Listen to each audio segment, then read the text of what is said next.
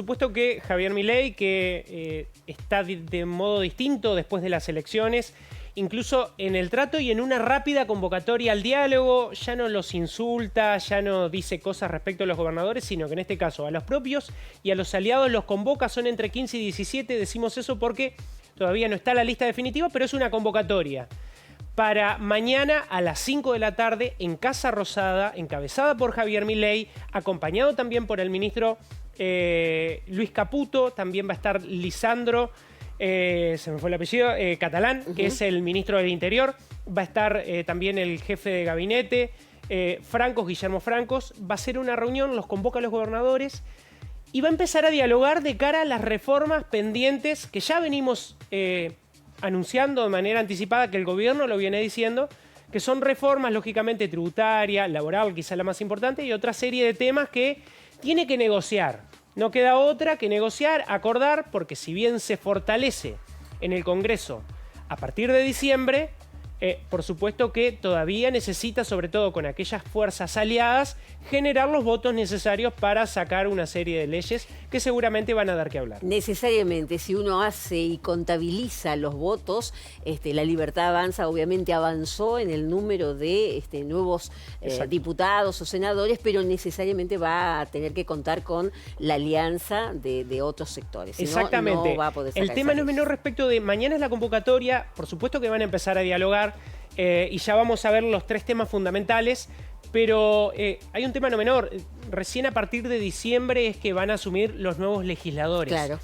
Recordemos que el 30 de noviembre finalizan las sesiones ordinarias, por lo tanto, el gobierno ya está empezando a hacer los mecanismos necesarios para convocar a sesiones extraordinarias, sobre todo a partir de diciembre en adelante, en los meses donde no está la actividad regular por parte del Congreso, porque lógicamente son paquetes de leyes muy importantes que requieren tratamientos en comisiones, que van a necesitar del debate previo, lógicamente, y después sí, en estado parlamentario, realizar las correspondientes debates dentro de los recintos. Pero en definitiva, sabe que los tiempos regulares no alcanzan y es por eso que se prevé ya sesiones extraordinarias a partir de diciembre en adelante, cuyas fechas, por supuesto, todavía no están definidas. Bien, veamos los datos concretos de lo que ya se anticipó que va a ser materia de discusión, de debate, por lo menos de la necesidad, ¿no?, de negociar temas no menores. Primero, está el presupuesto 2026 que fue presentado por el Gobierno Nacional, pero que todavía no se ha empezado a discutir. La discusión y la necesidad de un dictamen posiblemente lo hagan ahora en noviembre, con los votos necesarios, como por lo menos emitir el dictamen y después sí llevarlo a la práctica en los recintos, por supuesto, en diputados y en senadores para poder aprobar. ¿Cuánto hace que no teníamos presupuesto? Y 2 años consecutivos que no hubo, es decir, se está tomando las partidas de 2023 y a partir de ahí se van reconduciendo con algunas cuestiones de actualizaciones inflacionarias. Bueno, hay un tema no menor. En principio entonces se celebra o celebramos que haya proyecto de presupuesto. Vamos a ver de ahí los qué proyectos sale. De presupuesto estaban, lo que no había era aprobación. Aprobación, digamos. claro. Exactamente. Se manejaba con el reconducido. Exactamente. Temas no menores del presupuesto que va a ser parte de la discusión con los gobernadores. Primero, los gobernadores, las provincias, vienen de un fuerte ajuste en los recursos. No solo de los recursos coparticipables, estamos hablando sobre todo de los ATN, que son fondos discrecionales que todos los gobiernos siempre utilizaron de algún modo, un poco más, un poco menos, dependiendo del color político, pero que les sirve mucho la llegada de recursos. Dentro de esos recursos están también las obras públicas.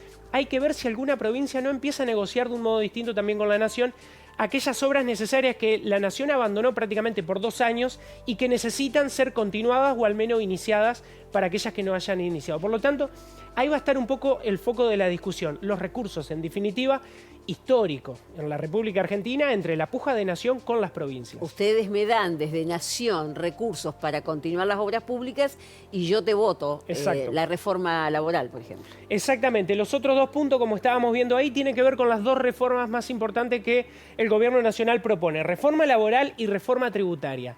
Para la reforma laboral, el Gobierno Nacional, sobre todo ahí, el que pone como el referente de la discusión es a Federico Sturzenegger. Claro. El ministro de Modernización del Gobierno Nacional, que ya viene planteando incluso desde la ley bases la defensa de la política del Gobierno Nacional en esta materia. Y está también, por ejemplo, Julio Cordero, que lo hemos mencionado, pero no perdamos de vista quién es. Julio Cordero es el secretario de Trabajo del Gobierno Nacional. Julio Cordero ya lo anticipó en el coloquio de idea ante los empresarios de que quería ver esto que charlábamos ayer, de los salarios dinámicos y demás.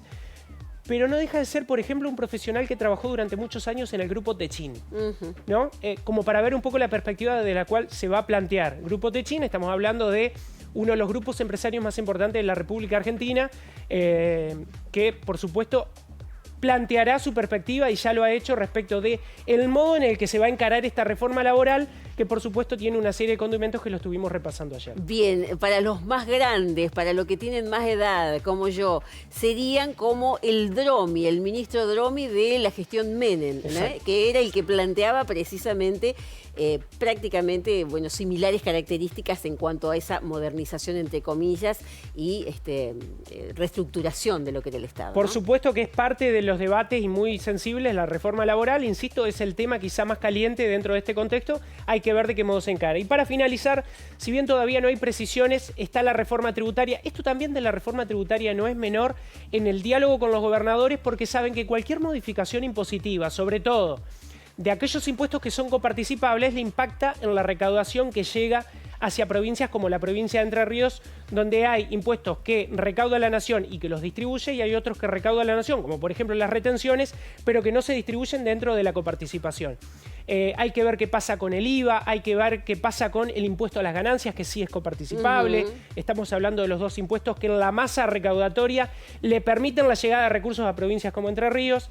Hay que ver con qué pasa con el impuesto al cheque, que es muy criticado, ¿no? El de los débitos y créditos, que no es coparticipable, pero que es muy cuestionado en términos incluso de especialistas tributaristas que advierten por este tipo de impuestos regresivos. Pero hay que ver en definitiva qué es lo que se plantea en la discusión de cara a toda esta batería de temas. Más allá de esto estrictamente de lo que se va a hablar, no te puedo dejar de preguntar y consultar sobre la cuestión estrictamente política. Hay gobernadores acá que se fueron a Provincias Unidas que tenían un tono crítico, y casi altanero, digamos, antes de las elecciones. A algunos les fue bien y a otros no les fue tan bien, y también eso marca cómo van a llegar a esta reunión. Sí, por supuesto. Cada uno tendrá la cintura para plantearse de un modo distinto de cara al nuevo escenario. Hay que decir, las elecciones también te abren un nuevo escenario.